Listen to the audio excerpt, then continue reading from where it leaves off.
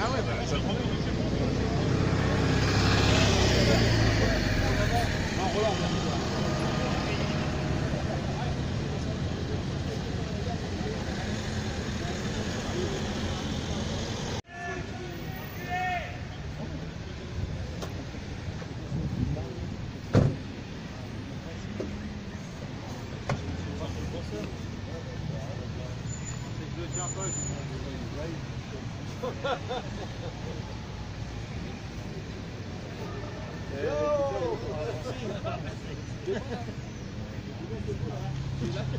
Toujours le bras tendu. Ouais, tire un peu plus, là, on voit mieux. On voit quand même bien, c'est bien.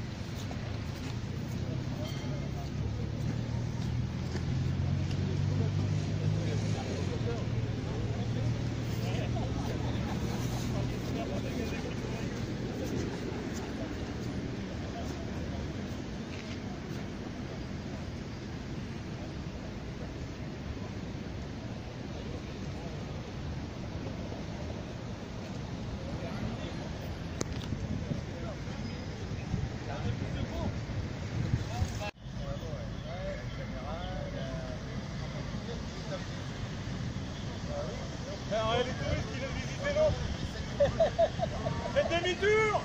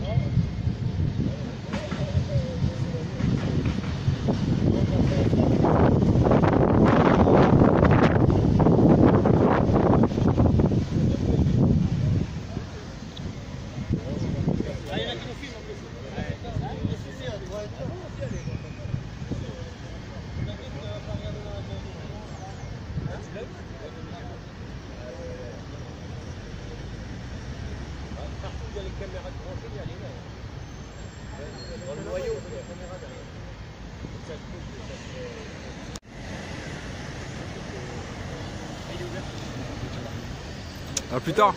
Yes.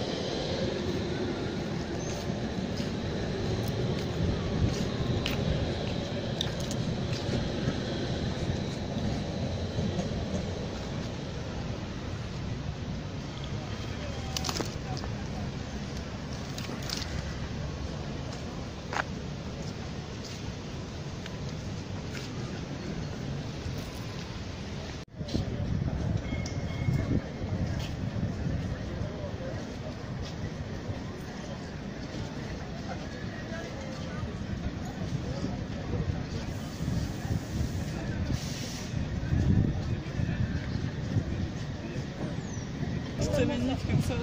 Bon bah ils sont placés les messieurs, ça y est. On va plus bouger là je crois. On est venu de faire une petite demande de bâtiment à la dernière loi. Et on veut faire renouveler. On va pas bouger là, on est juste là pour faire l'action pacifique. Mais c'est quand même un peu c'est bien montré parce qu'on est quand même pas nombreux. Il y a un policier par personne, voire même deux. Je crois qu'ils sont plus que nous, ouais. C'est incroyable. Si, je crois même pas d'ailleurs, c'est sûr.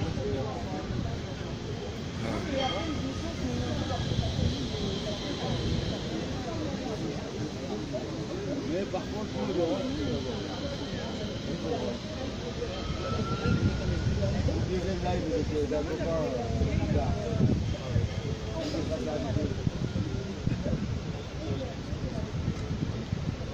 Ah, on est filmé. Souriez, vous êtes filmé. C'est pas la première fois qu'on se croise. À force, on commence à se connaître, messieurs.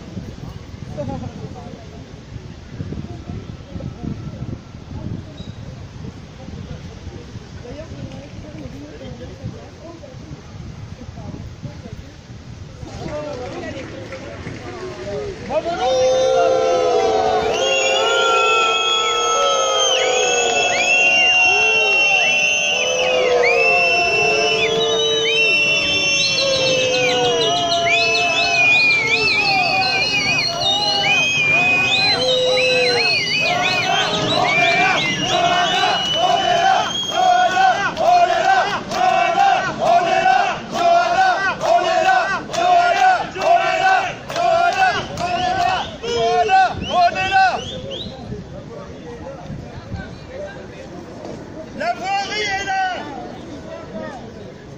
Joël.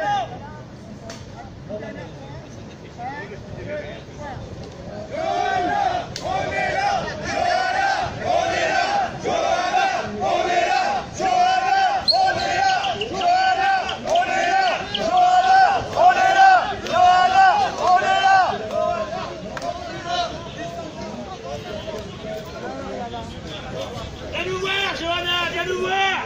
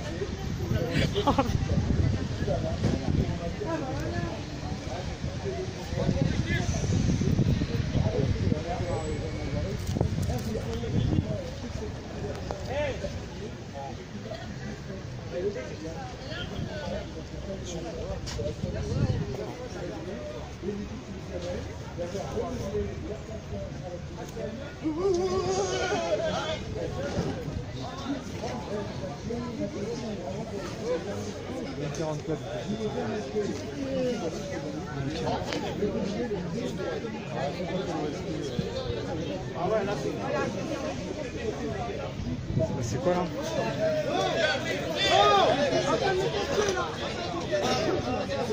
Les épilepsies. Les pompiers. Ouais, non, mais vous incassez pas autour de lui, ça sert à rien.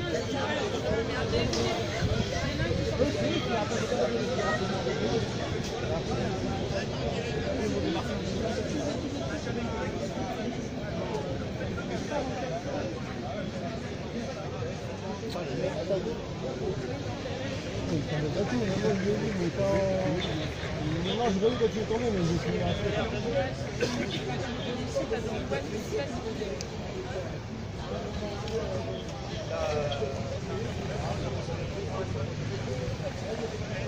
Voilà, les gens ils sont à bout, ils se bougent de cul. Ah, c'est chaud. Crise d'épilepsie en pleine manif. Ouais, grave. Plein manif, je sais pas, peut-être une baisse de tension. Mais... On se décale par là, comme ça, nous verra.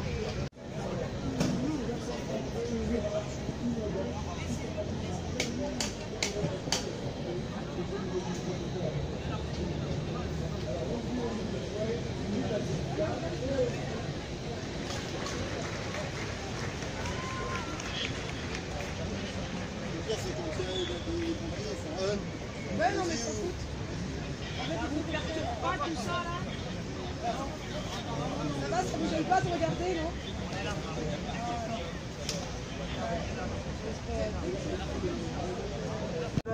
Afin d'y construire 6 logements de haut standing situés dans le quartier d'Oulon à Toubzed. Nous avons fait parvenir un courrier à la mairie, à Madame Johanna Roland, pour demander un bâtiment public. Voilà ce que dit ce courrier. Je me permets de vous écrire ce courrier car, comme vous le savez, nous avons l'intention, par le biais du collectif humain que nous représentons, de devenir un acteur social important, aussi bien ancré dans la vie associative que dans l'action sociale et militante. Nos interventions qui ont débuté il y a peu commencent à toucher de plus en plus de monde. Nous sommes aujourd'hui 35 habitants au sein de la Maison du Peuple et nous représentons plusieurs publics différents, sans parler des divers horizons et milieux sociaux d'où nous venons, à savoir des sans domicile fixe français et des exilés, réfugiés politiques ou demandeurs d'asile. Nous hébergeons actuellement 9 femmes, dont 3 enceintes, 3 enfants scolarisés et un nourrisson, ainsi qu'un mineur isolé, 2 jeunes majeurs scolarisés et 5 hommes en ce qui concerne les exilés. Pour ce qui est des sans domicile fixe, ils sont 10 hommes et 4 femmes, sans compter les 3 personnes ayant mis leur nom sur la procédure d'expulsion qui est en cours, à savoir un homme, une femme et moi-même. Je ne vous écris pas ce courrier aujourd'hui pour vous demander un recours ou parce que notre procès approche. En effet, la décision se prendra le 3 octobre, mais bien pour vous demander de nous octroyer un bâtiment salubre et viable, aussi précaire soit-il, afin de nous permettre légalement de continuer à apporter notre aide, notre soutien aux plus démunis. En effet, nous nous présentons en tant que centre social autogéré. Nous accueillons SDF et exilés, mais pas que. Nos activités sont tournées vers le lien social. C'est pourquoi nous possédons aujourd'hui un free shop, un magasin gratuit de vêtements pour tous, basé sur les dons. Une bibliothèque avec un système de prêt gratuit, un jardin d'enfants, des cours de français pour tous, de l'éducation populaire, par le biais de documentaires, de diffusion de films, de débats et de conférences. Un système de récupération de denrées alimentaires fonctionne parfaitement afin d'alimenter notre cuisine collective. Une aide administrative et un suivi des familles sont aussi parmi nos activités. Nous désirons réellement et sincèrement pérenniser ces actions et être porteurs d'autres projets. De plus, il y a peu sur Paris, une vingtaine d'acteurs immobiliers en partenariat avec la ville ont signé une charte autorisant l'occupation de mètres carrés vides par des acteurs associatifs. Une première au niveau national et qui ouvre la porte à de nouveaux horizons. Nous sommes prêts, dans cette optique et toujours dans l'esprit de négocier et échanger, à nous réunir autour d'une même table avec différents acteurs immobiliers, municipaux, associatifs. Nous sommes ouverts à toute proposition ou négociation allant dans le sens de l'échange et la construction pour un meilleur avenir social. Finalement, Il est aussi dans l'intérêt des propriétaires privés de bâtiments ou promoteurs immobiliers que des collectifs ou associations comme les nôtres aient la possibilité d'occuper ces lieux afin de les faire revivre, les entretenir, voire même les embellir, leur redonner une fonction qui servirait au plus grand nombre et surtout aux plus démunis, en attendant la finalisation des projets ou le début des travaux, tout en rappelant, en ce qui concerne, que nous laisserons derrière nous un lieu propre, déménagé et, comme je vous l'ai dit, parfois même embelli. La nécessité d'avoir des lieux va par la force des choses et ce qui se passe actuellement devenir de plus en plus important. D'autres populations vont arriver et les besoins devenir de plus en plus nombreux. Nous ne pouvons et ne fermerons pas les yeux. Nous sommes impatients en attente de votre réponse. Veuillez agréer, Madame le maire, nos salutations distinguées.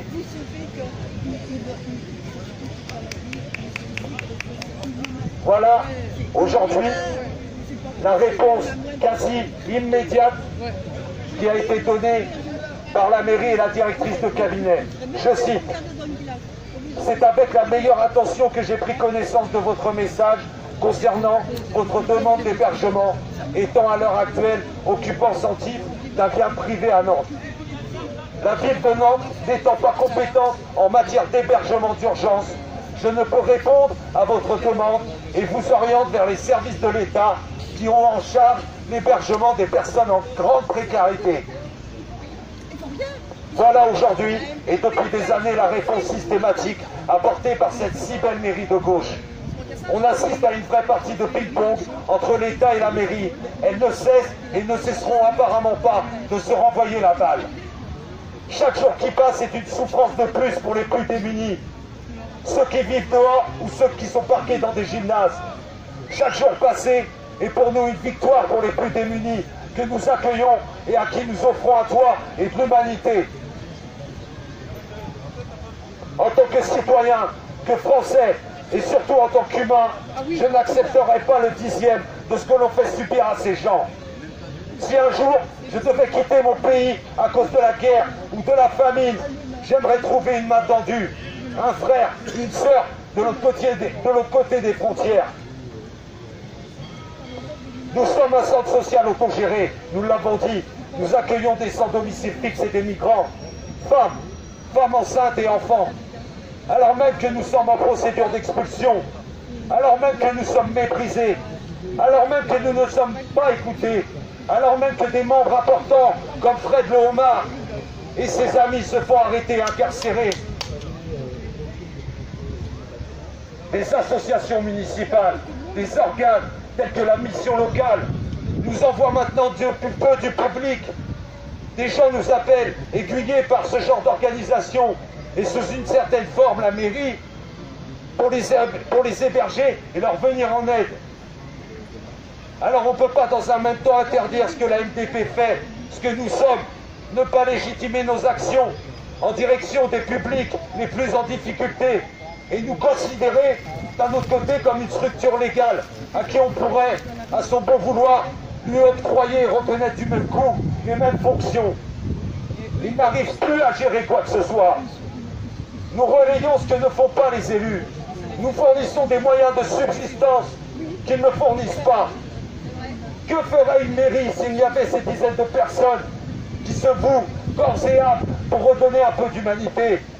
Comme trop souvent, strictement rien. Mesdames et messieurs, derrière ces jolis murs, ce beau centre-ville, se cache la misère et la souffrance. Cette mairie aujourd'hui ne remplit même plus ses fonctions premières. La tranquillité et la sécurité publique. 24 viols à Nantes depuis le début de l'année. Des agressions de plus en plus courantes et de plus en plus violentes. Vous avez décidé de fermer les yeux, Madame le maire, mais nous non. On ne fermera pas les yeux. Nous n'avons plus le temps pour les palabres et les parades pour les municipales. Aujourd'hui, nous avons besoin de solutions. Merci.